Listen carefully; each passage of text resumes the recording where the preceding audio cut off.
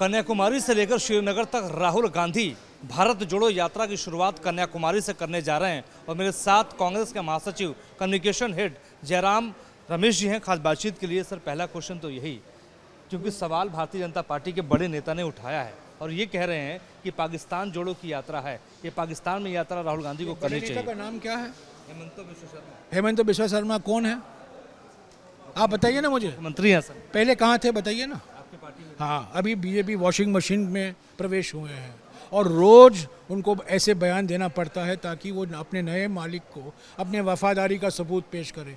मैं हेमंत बिश्व शर्मा जो कहते हैं मैं उनको रिएक्ट नहीं करना चाहता हूँ। मैं जिस स्तर पर वो गिर्द हैं उसी स्तर पर मैं नहीं बोलना चाहता हूँ। लेकिन सर, अब हम यात्रा के बारे में समझेंगे कि क्या रूट होगा, राहुल गांधी कन्याकुमारी से किस तरीके से यात्रा की शुरुआत करेंगे। कन्याकुमारी से कश्मीर है, 3570 किलोमीटर का रूट है, 12 राज्यों से गुजरेगा, 2 यूनियन टेरिटरी से गुजरेगा, करीब 150 दिन लगेंगे। और राहुल गांधी जी के साथ 118 कांग्रेस कार्यकर्ता हैं, 1/3 महिलाएं हैं और औसत आयु 38 साल की है। तो एक नया कांग्रेस के नए चेहरे हैं। तो मैं समझता हूँ ये कांग्रेस के लिए भी एक शुरुआत, नई शुरुआत है। हमारे लिए भी एक संजीवनी के माफिक है। भारतीय राजनीति के लिए तो परिवर्तनकारी क्षण है, पर हमारे लिए एक मौका है, हमारे लिए एक तरीके से आप कह सकते हैं एक पुनर्जन्म है। बहुत महत्वपूर्ण आपने बात कही कि पुनर्जन्म है कांग्रेस की, नया अवतार है, ये नया अवतार का कांग्रेस है। भारत जोड़ो यात्रा हमने कभी नहीं किया, पहली बार हम कर रहे हैं। 137 साल में पहली बार हम भारत जोड़ो यात्रा, पद यात्रा, वो भी टोयोटा में नहीं, इनोवा में नहीं या किसी रथ में नहीं, ये हम पद यात्रा कर रहे हैं, पहली बार कर रहे हैं। तो हमारे लिए मैं समझता हूँ हमारे लिए एक बहुत क्रांतिकारी क्षण है और हमारे भारतीय राजनीति के लिए भी एक परिवर्तनकारी क्षण है। खासतौर पे कहा जा रहा है कि राहुल गांधी होटल में नहीं ठहरेंगे, कंटेनर में ठहरेंगे। क्या ये भी कोई व्यवस्था? राहुल गांधी नहीं, 118 लोग जो भारत यात्री हैं और जो अलग अलग राज्यों से अतिथि यात्रा आ रहे हैं या प्रदेश यात्री हैं जो प्रदेश से हैं, वो किसी होटल में नहीं ठहरेंगे, वो कंटेनर में ठहरेंगे। बिल्कुल, मैं भी कंटेनर में रुकूंगा। 150 दिन तक यात्रा चलने वाली है, 150 दिन तक राहुल गांधी मौजूद रहेंगे। बिल्कुल, आप देखिएगा रोज हम लाइव स्ट्रीम कर रहे हैं, रोज पूरा लाइव स्ट्रीम हो रहा है, लाइव टेलीकास्ट हो रहा है। लाइव आपके मोबाइल पर आप जो नेटफ्लिक्स देखते हैं या बेकार के फालतू वीडियो देखते हैं जो बीजेपी निकालते हैं, आप देखिएगा भारत जोड़ो यात्रा.in में जाकर आपको लाइव स्ट्रीम आ रहा होगा भारत जोड़ो यात्रा। कांग्रेस के सर आप पुराने नेता हैं, आपने एक बड़ी बात कही कि पुनर्जन्म है कांग्रेस का।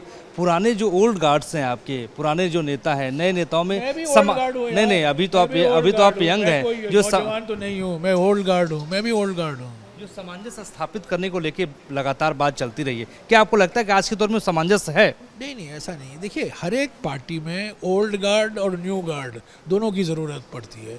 ओल्ड गार्ड अनुभव लाते हैं, न्यू गार्ड ऊर्जा उत्साह लाते हैं। तो ये दोनों का तालमेल होना है, दोनों का जुगलबंदी होना ज़रूरी है और कांग्रेस में हमेशा ये जुगलबंदी रहा है। संगठन का चुनाव है और कहा यह भी जा रहा है कि चुनाव चलता रहेगा। 30 तारीख तक आपको पता चल जाएगा हमारे उम्मीदवार कौन है। 30 तारीख तक आपको पता चल जाएगा जिन्होंने नामांकन पत्र भरे हैं। तो ये सवाल मुझे 1 अक्टूबर को पूछेगा। राहुल गांधी की क्या ये रीलॉन्चिंग है सर? माना मैं जानता हूँ आप जो सवाल पूछने वाले हैं, आप मुझे 1 अक्टूबर को पूछेगा, आपको स्पष्टीकरण मिल जाएगा, हो जाएगा।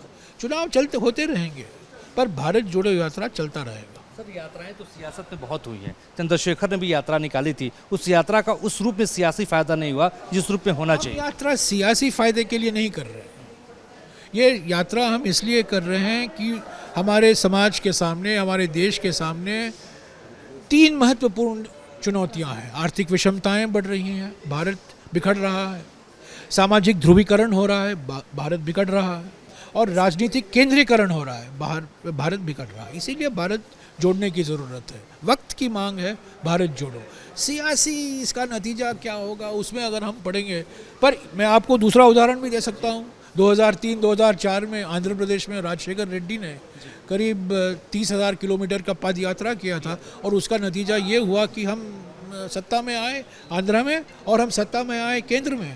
तो सत्ता में आप आने के लिए तो कर रहे हैं, इसका मतलब राजनीतिक पार्टी हैं हम कोई NGO नहीं है। मैंने कहा हम कोई मठ नहीं है, हम कोई नकली सन्यासियों की झुंड नहीं है, हम एक राजनीतिक पार्टी है।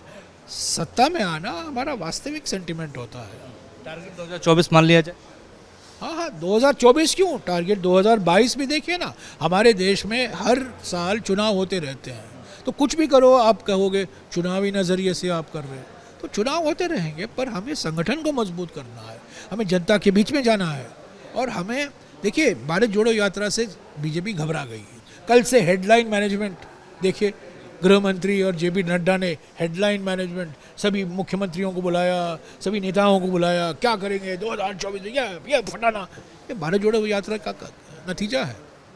सर बहुत बहुत शुक्रिया हमसे बातचीत करने के लिए। जयराम रमेश हमसे एक्सक्लूसिव बातचीत कर रहे थे। हम समझा रहे थे कि यात्रा की रूपरेखा किस रूप में होगी, क्या सियासी इसके मतलब हैं और क्या इसके मायने हैं। वीडियो जर्नलिस्ट जयराम यादव के साथ मोहित राजदुबे, न्यूज़ 18 कन्याकुमारी।